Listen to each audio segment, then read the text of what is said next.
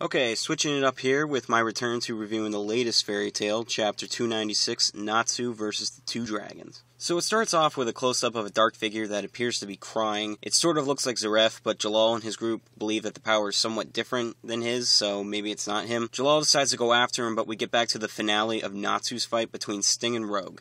Sting continues to use Dragon Force, which he says he was able to kill his dragon with, but Natsu gives the typical old, well, I'm going to use my power to fight for my friends. So he knocks him out, but Rogue uses his Shadow Dragon Roar, and Natsu just counters with his own Fire Roar, knocks him out. They both get back up, but Natsu continues to just wipe the floor with them. This is where we get some great panels of Natsu kicking the crap out of them, including one where he just punches them both at the same time and sends them off in opposite directions. As this is going on, Lecter starts to have a quick flashback to when he wanted Sting to train him to fight. Not very eventful, but felt it was noteworthy. Now Sting and Rogue pull out the big guns by combining their Dragon Force to make the Holy Shadow Dragon's Lightning Fang. Natsu just powers up his own Dragon Slayer ultimate technique, the Crimson Lotus Exploding Flame Blade.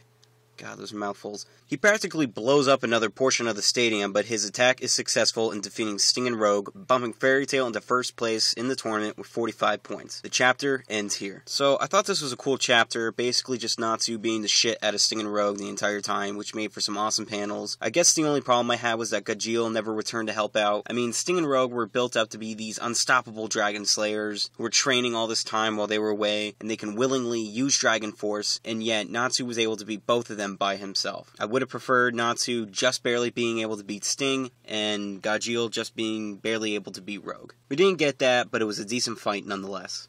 But I do have a question for everyone, though, about this chapter, and that is, who do you think was shown crying at the very beginning? Was it Zaref, or do you think it was somebody else? I don't know who else it could be, but they're kind of hinting that it might not be him, so who do you think? That's it for this week. Let me know what you all thought of the chapter in the comments below. Remember to like and subscribe to see more fairy tale reviews, and hopefully I'll be back next week for chapter 297. Peace.